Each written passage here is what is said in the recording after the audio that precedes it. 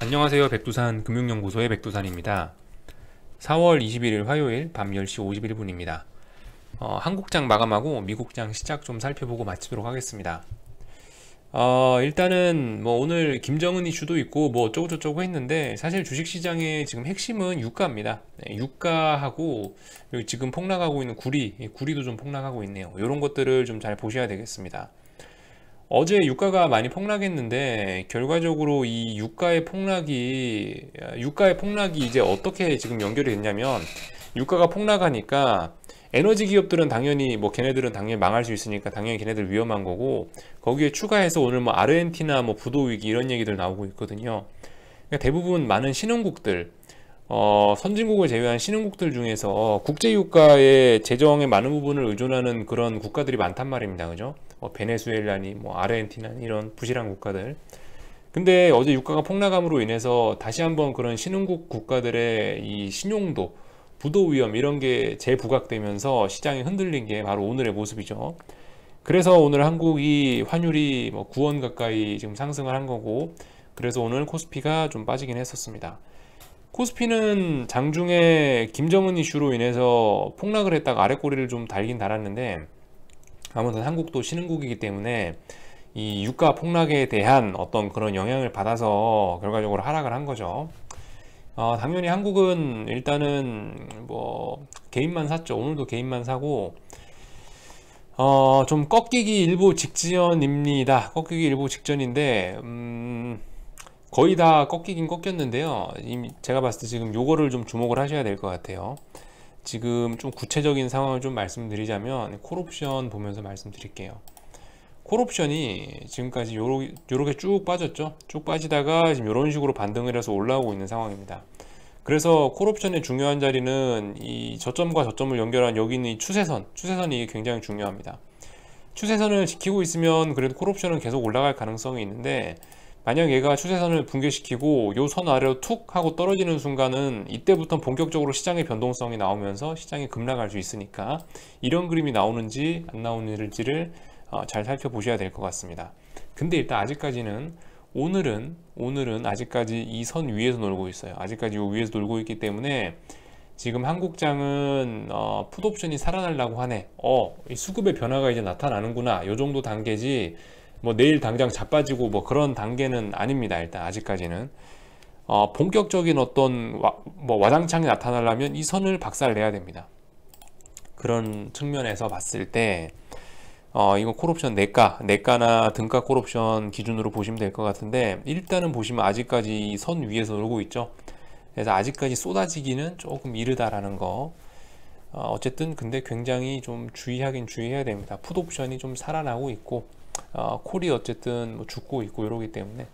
근데 일단 오늘 그 김정은 이슈로 인해서 폭락했다가 아래 꼬리 달고 올라왔기 때문에, 일단 내일 이 부분에 대한 지지력에 대한 테스트는 분명히 또 들어갈 거예요. 그러니까 이 지수가 하락하는 데 있어서 오히려 오늘 김정은 이슈가 별로 안 좋았던 겁니다. 지수가 하락하려면은 차라리 김정은 이슈 없었어야 되는데, 어떤 그런 재료 갖다 붙이고 폭락하니까 다시 아래 꼬리 달고 다 올라와서 빠지는 데는 안 좋은, 오히려 어떤 더 이 부분에 대한 지지력을 확보한 그런 모습을 지금 보이고 있거든요.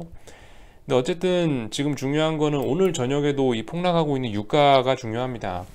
유가가 계속 이렇게 폭락하면 미국 주식이 오를 수 있어요. 미국 주식이 오를 수 있는데, 문제는 신흥국에 대한 부도 위험과 뭐 이런 것들이 높아지는 거거든요.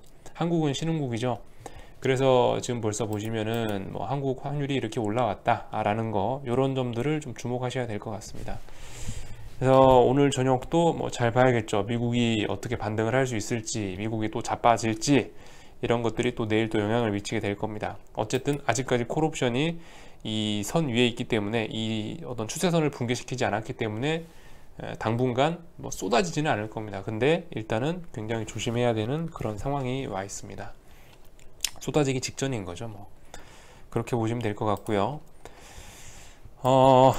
아무튼 신흥국 위기가 슬슬 대두가 또 되려고 하고 있습니다. 이게 그러니까 애매한 게, 미국은 선진국이다 보니까 미국은 에너지 업종 정도가 좀 영향을 받는 거죠. 그러다 보니까 일단 또 반등을 또 시도를 하려고 하고 있네요. S&P 나스닥 이렇게 올라오려 하고 있고, 오늘 미국은 제가 봤을 때는 이슈는 유가에 관련된 이슈, 뭐 유가가 폭락했네, 뭐 이런 이슈가 조금 현재 시장에서 주목을 받고 있는 것 같고, 오늘 실적 발표 나오는 거에 또 주목을 좀 하고 있거든요, 미국이. 오늘 넷플릭스하고 IBM이 아니고 넷플릭스하고 코카콜라가 실적 발표를 한답니다. 솔직히 둘 다 그렇게 코로나하고는 썩 연관이 없는 그런 기업들인 것 같아요. 오히려 넷플릭스는 실적 아마 잘 나올 거예요. 근데 제가 지금 드는 생각은요, 넷플릭스가 사실 나스닥의 일종의 지금 대표주, 사실 이렇게 좀 얘기를 해도 그렇게 틀린 건 아니지 않습니까? 그죠? 요건 참 위안화 환율인데 보시면 오늘 어쨌든 신흥국 환율이 오늘 박살 난 거예요. 이렇게 보시면 많이 오르고 있습니다. 위안화 환율이 많이 오르고 있죠. 아무튼 넷플릭스 얘기가 다 넘어왔는데, 넷플릭스를 보시면은 제가 봤을 때는 이게 넷플릭스가 오늘 실적 발표하고 상승하겠다는 모습은 아닌 것 같아요. 제 생각엔. 보시면은 이게 넷플릭스인데 이번에 위기 나고 나서 제일 많이 올랐죠. 제일 많이 올랐는데 이미 이렇게 주가가 너무 많이 오른 상태에서는 아무리 지가 어닝 서프라이즈를 기록했다 하더라도 뭐겠어요. 이 주식이 많이 올라와 있는 상황에서는 어떤 재료가 나오면 그게 주식을 매도하기 위한 어떤 재료로 활용될 가능성이 높겠죠. 그러니까 오늘 넷플릭스가 아무리 애플만큼 좋은 실적을 냈다 하더라도, 뭐 옛날에 애플에 뺨치는 그런 좋은 실적을 냈다 하더라도 오늘 얘는 고점 넘진 못할 겁니다.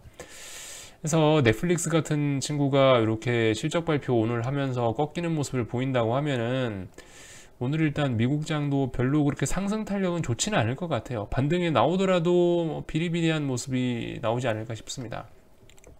이런 친구들이 이미 많이 올라와 있는 상태에서 실적이 나오고 있기 때문에 솔직히 주가를 어떤 탄력적으로 상승시키기는 좀 어렵지 않을까라는 게 제 생각이에요. 자, 아무튼 뭐 중요한 거는 미국장도 슬슬 변동성 지수나 이런 친구들이 올라오고 있다라는 거를 좀 주목하셔야 되겠습니다. 이 정도면은 사실 좀 어떤 정석적인 뭐 그런 예쁜 그림은 아닌데요. 예쁜 그림은 아닌데 이쯤 되면 사실상 변동성 지수 살아났다고 보셔야 돼요. 이제 진짜 주의해야 됩니다. 오늘도 13% 현재 TVIX가 튀고 있거든요. 이거는 어쨌든 굉장히 주의해야 될 부분입니다.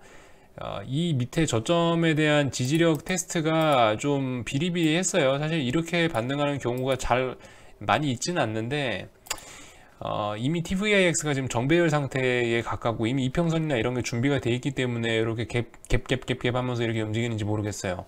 아무튼 얘 같은 경우는 밑에 부분은 좀 비리비리하게 지지력이 좀 뭐 없는지 어쩐지 모르겠지만 이 갭으로 움직이는 이 패턴이 별로 마음에 들진 않았지만 어쨌든 이쯤 되면은 거의 이거 살아났다고 봐야 돼요. 이거 변동성 지수 살아나고, 변동성 지수는 이제 이 아랫부분의 저점에 대한 테스트가 아니고 이 윗부분에 있는 고점에 대한 테스트가 이제 들어간다라고 생각을 하셔야 될 것 같습니다. 그래서 좀 주의를 해야 될 것 같네요. 그죠? TVIX 반대쪽인 SVXY 같은 경우는 뭐 반대로 이제 죽고 있는 거고. 네. 일단은 중요한 거는 뭐 TVIX가 살아났다, 미국장 풋옵션이 살아나서 움직이고 있다, 요런 게 핵심일 것 같습니다. 그림은 좀 다르지만 어쨌든 열심히 올라오고 있잖아요. 그죠? 빅스 지수 이런 거 역시 열심히 올라오고 있기 때문에 상당히 주의하셔야 되겠습니다.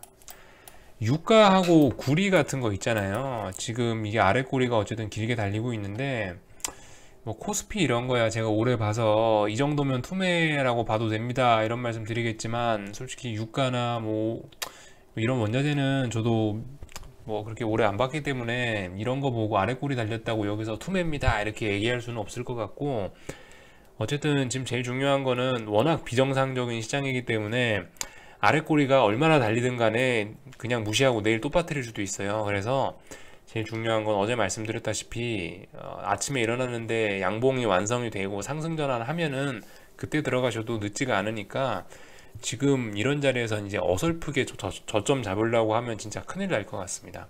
평상시면은 그냥 대충 사면 되죠. 근데 지금은 평상시가 아니고 아주 그냥 뼛속까지 빨아먹는 고변동성 역사에 남는 상황이기 때문에 지금 잘못 들어가시면은 이제 뼈도 안 남습니다. 그래서 좀 주의하셔야 될 것 같고, 유가 어쨌든 이게 쉽게 반등하지는 않을 것 같습니다. 좀 주의를 하자고요. 오늘도 어쨌든 안전자산으로 돈이 몰려들고 있습니다. 뭐 채권 이런 거 오르고 있죠. 아무튼 여기 정도까지 얘기하면 될 것 같고요. 미국은 이미 풋옵션이 뭐 거의 살아났다 이렇게 봐도 될 것 같습니다. 인정해도 될 것 같고, 문제는 한국이네요. 이제 한국에서 한국이 이제 이 콜옵션 지지선을, 콜옵션 추세선을 박살 내면은 그때부터 이제 진짜 주식이 신나게 박살 나는 거고, 그나마 이거 지키고 있으면은 그냥 비리비리한 거고, 뭐 그런 상황, 요거를 좀 주목하시면 될 것 같습니다. 내일은요. 아무튼 여기서 마치고요. 궁금한 거는 리플 남겨주십시오. 내일 뵙도록 하겠습니다.